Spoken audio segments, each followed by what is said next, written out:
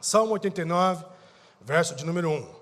As benignidades do Senhor cantarei perpetuamente com a minha boca, manifestarei a tua fidelidade de geração em geração. Pois disse eu, a tua benignidade será edificada para sempre, tu confirmarás a tua fidelidade até nos céus, dizendo, fiz uma aliança com o meu escolhido, e jurei ao meu servo Davi, dizendo, agora verso de número 38 e verso de número 39 do mesmo Salmo, mas tu rejeitaste e aborreceste, tu te indignaste contra o teu ungido, abominaste a aliança do teu servo, profanaste a sua coroa, lançando-a por terra. Eu inicio a reflexão dessa noite, irmãos, fazendo uma indagação, fazendo uma pergunta e lançando essa pergunta, e claro que essa pergunta é uma pergunta retórica, é para você refletir, é para você pensar essa pergunta, então eu lanço essa pergunta para você, a pergunta que direciona você é o que é que você pensa sobre fé,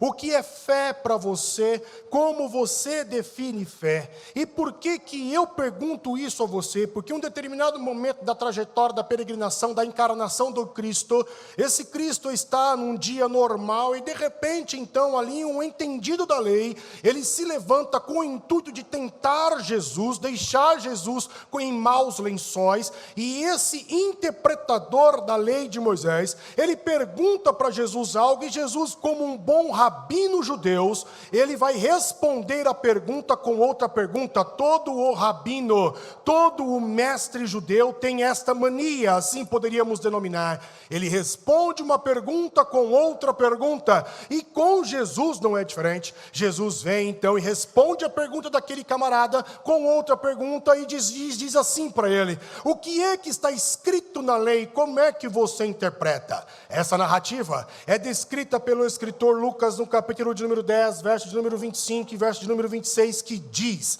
e eis que se levantou um certo doutor da lei, tentando-o e dizendo, mestre, que farei para herdar a vida eterna? E ele lhes disse, que está escrito na lei, como o interpretas? Pautado neste raciocínio, nesta narrativa, eu percebo que você e eu, quando lemos a Bíblia, ou quando ouvimos a Bíblia, ou quando ouvimos alguém falar sobre a Bíblia, ou até mesmo quando nós estamos ali meditando sobre uma palavra que não conhecemos, é uma palavra diferenciada, não faz parte do nosso vocabulário diário, eu entendo que você e eu precisamos conhecer aquilo, conhecer sobre o que está falando. Se está falando sobre fé, nós temos que entender e conhecer sobre fé. Se o texto fala de salvação, então eu tenho que entender um pouco sobre salvação, eu tenho que cavucar, eu tenho que conhecer, eu tenho que absorver, eu tenho que aprender. Por isso Jesus então vem e direciona para aquele cara e pergunta, o que é que você entende? Porque existem pessoas que quando você lança, por exemplo, numa sala de aula,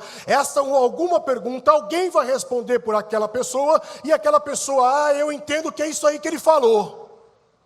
É assim que alguns reagem, não tem definição própria, não tem um conhecimento próprio, não consegue falar por si próprio, tem sempre que alguém está falando. Então Jesus pergunta, como é que você interpreta? E eu repito a minha pergunta, como é que você entende? O que você entende? O que é fé? Como você define fé? E claro, se fôssemos pensar aqui em rápidas palavras sobre algumas definições de fé, então alguns de nós talvez responderia e com certeza afirmaria e encurtaria o enredo, citando Hebreus capítulo de número 11, verso de número 1. Então alguns repetiriam o verso dizendo, ora, a fé é o firme fundamento das coisas que se esperam e a prova das coisas que se veem. Mas, por exemplo, se esse professor que está conversando com você numa sala de aula é um professor como o professor Rodrigo, ele não fica satisfeito, por exemplo, com apenas uma resposta, ele quer outra resposta. Então, quem dá mais,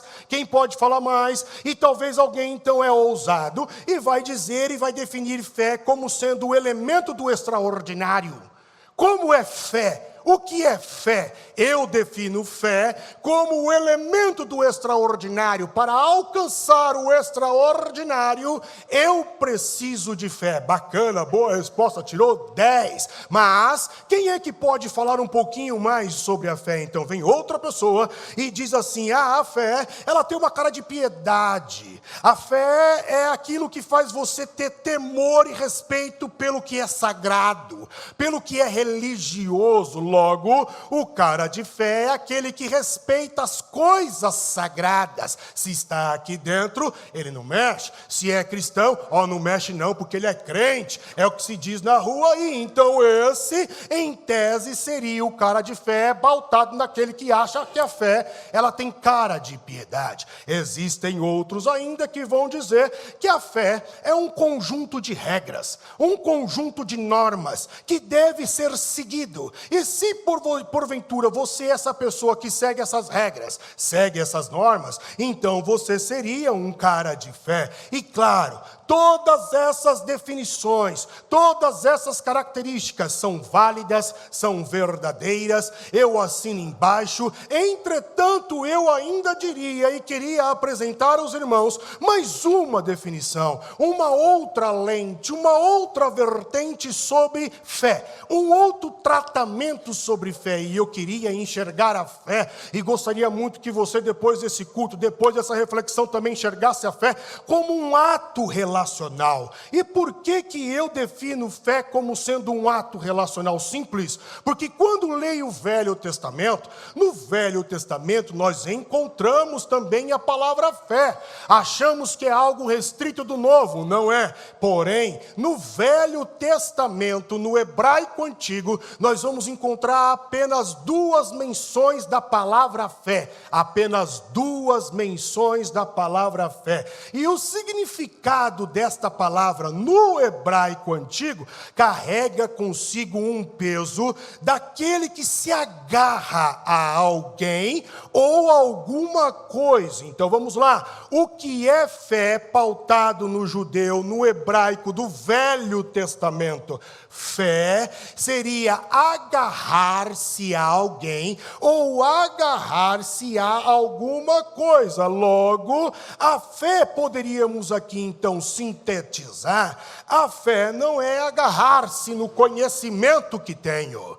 A fé não é agarrar-se na ideia que tenho de Deus ou naquilo que o outro falou acerca de Deus. A fé não é agarrar-se a uma determinada crença, mas a fé cristã é agarrar-se a uma pessoa. Essa pessoa atende pelo nome de Deus Pai, Deus Filho, Deus Espírito Santo. Então o que é fé para nós? Ou pelo menos o que deveria ser fé para nós? Fé deveria agarrar-se a Deus. Isso seria fé. E por que eu falo que é um ato relacional? Porque por mais que você não tenha relação com alguém, mas você vai ter que se agarrar com esse alguém para fazer um trabalho de escola, para trabalhar, para fazer o ministério da igreja andar. Então você não tem uma relação com aquele fulano, mas para fazer as coisas funcionar, você vai ter que se agarrar a ele, você vai precisar automaticamente se relacionar. Por isso, fé, que é agarrar-se, necessita de relação. É como se você então tivesse em perigo, pulou no colo de alguém, mas você não conhece quem é este alguém, mas você pulou para se salvar nesse colo deste alguém, e neste colo deste alguém, você começa a puxar conversa, começa a interagir. Logo, se você não tinha relação nenhuma, você passa a ter relação com esta pessoa que você se agarrou. E se é um ato relacional, automaticamente a fé relacional, ela passa por tensões. Pensa comigo assim, ambientes relacionais, pensa comigo. Enquanto eu falo ambientes relacionais, o que é que vem na tua cabeça? Será que, por exemplo, você pensou na família? A família é um ambiente relacional. Será que você pensou na escola, na faculdade, a sala de aula? É um ambiente relacional. Será que porventura então você ousou a pensar na igreja? A igreja é um ambiente relacional. Ou até mesmo a tua empresa, a tua sala de negócio, a tua sala comercial, onde você divide com outros funcionários, com outros colaboradores, é um ambiente relacional. Te pergunto, em todos os exemplos que eu acabei de te citar, onde nós temos o elemento relação, te pergunto, não há tensão? Não há tensão na família? Não há tensão na relação educacional? Não há tensão dentro da igreja? Imagina, pastor, dentro da igreja a tensão? Jamais. O senhor não faz parte da Lagoinha São Miguel, porque se o senhor fizesse parte da Lagoinha São Miguel, não tem tensão, não tem atrito, não tem nada disso. Imagina, a igreja tem tensão? Jamais. Tensão. Todo ato relacional possui tensões. E isso me faz lembrar de um comercial antigo de 1989. Eu tinha 8 anos. E eu me recordo desse comercial. Porque eu vejo, ouço e gravo. E eu lembro do comercial como se fosse hoje. O comercial consiste em uma família típica norte-americana. E como é que é uma família típica norte-americana? Tudo branco. Então a mãe desce, ela acorda mais cedo do que todo mundo. E ela acorda com um sorriso no rosto. Ela coloca uma musiquinha. E ela começa então a fazer ali o café. Ela faz a torrada, ela faz o bacon. O estilo norte-americano, típico do norte-americano. E tudo aquilo que tem na família norte-americana. Ela coloca o cereal em cima da mesa. Ela também cozinha um milho e todos os elementos que tem. Manteiga. Ela pega a margarina Doriana. O comercial é da margarina Doriana e de repente, enquanto ela está preparando ali aquele café da manhã, os filhos descem com alegria, bem organizados, acordaram no horário, todo muito perfumado, cheiroso, chegaram na mãe, abraçaram a mãe, beijaram a mãe, sentaram. Logo em seguida vem o pai, e quando o pai chega engravatado, todo bonito, na estica e automaticamente com uma pastinha, ele abraça a mulher, elogia a mulher, beija os filhos e senta. Quando eles começam ali a tomar o café da manhã, ouve-se uma buzina, os avós chegaram, os netos saem correndo para abraçar, uma família feliz. Era o comercial da Doriana. E veja que é uma família, e na família a relação e automaticamente a atenção, mas quando você olha para a realidade, não é bem assim que funciona. Para começar, a gente faz a disputa, quem acorda mais cedo para fazer o café. Ontem fui eu, hoje é você. Ontem eu acordei para levar fulano no banheiro, hoje é você. A gente já começa uma discussão na cama, sonolento, não sabendo nem o que está falando. Quem é que vai fazer o café? E não tem cardápio, a gente come o que tem.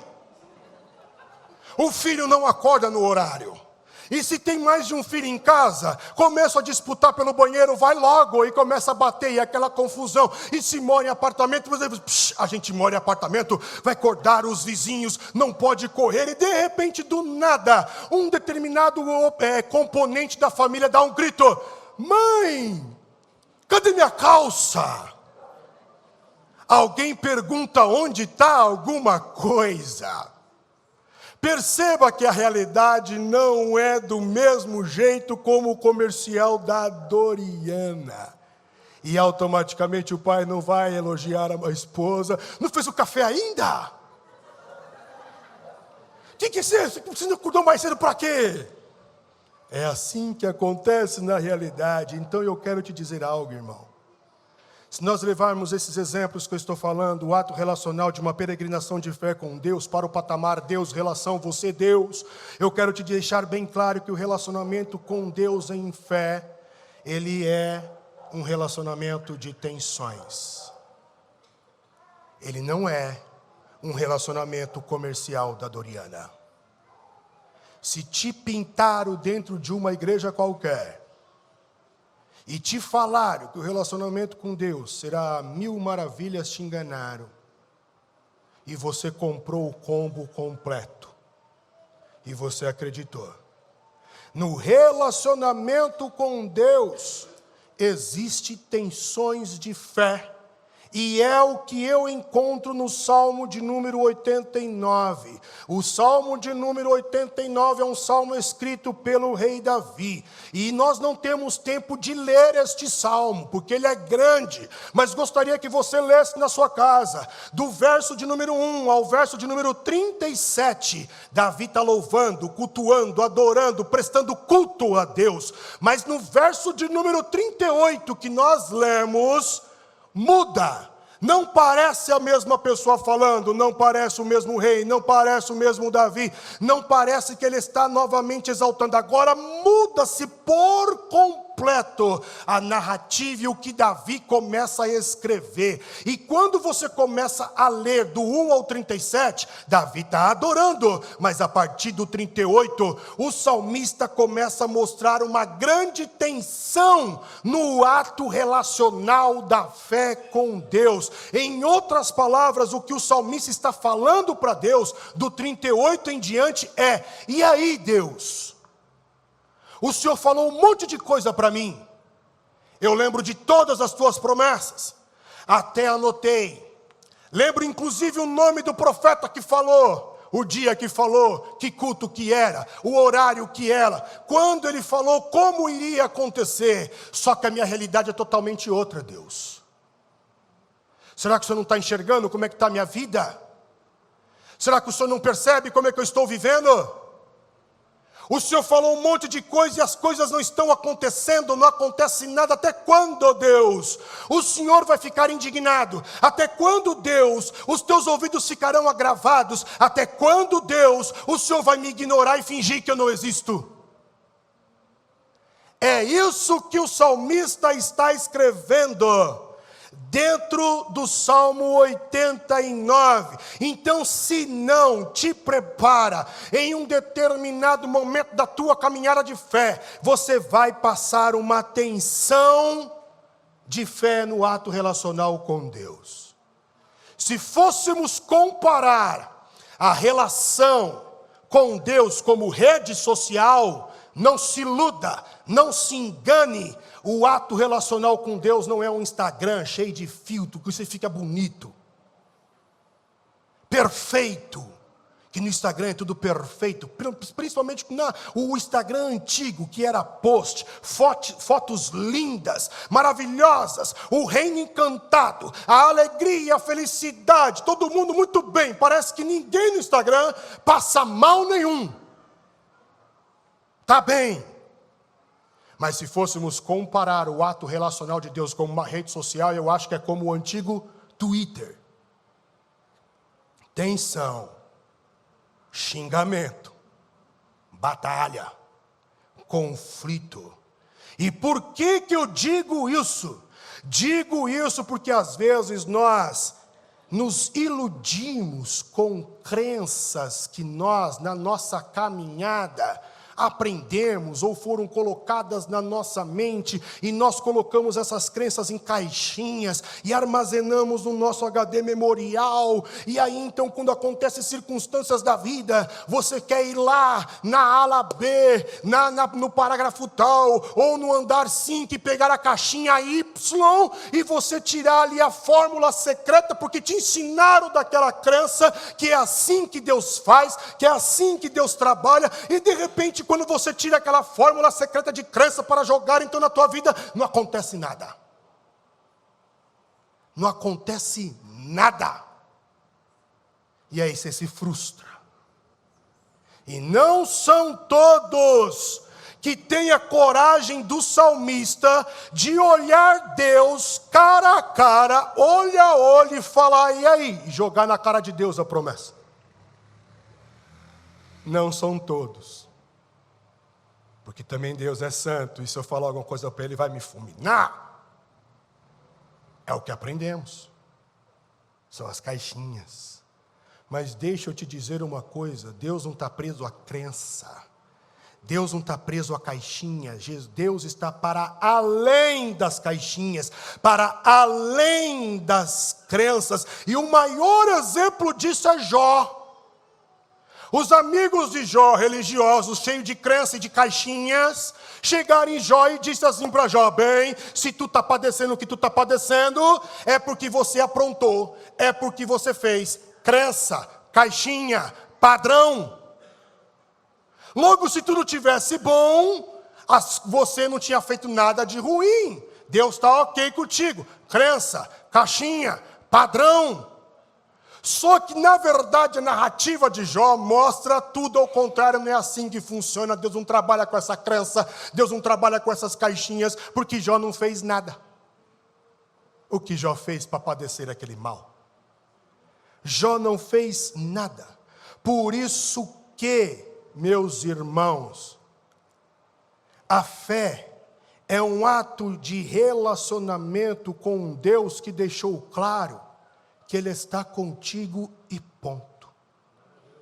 Então, se as coisas derem certo na tua vida, Ele está com você. Se as coisas derem errado, Ele está com você. Se as coisas seguirem padrão, Ele está com você. Se as coisas não seguirem padrão, Ele está com você. Se as coisas andarem segundo as caixinhas e as fórmulas secretas que nós criamos, Ele está com você. Se não seguimos padrão nenhum, caixinha nenhuma, e fórmula secreta nenhuma, Ele está com você. Se Ele agir segundo as suas crenças, Ele está com você. Se Ele não agir segundo as suas crenças, Ele está com você. Porque Deus está para além de todas essas coisas, porque a fé é você se agarrar a essa pessoa e deixar ele conduzir o barco.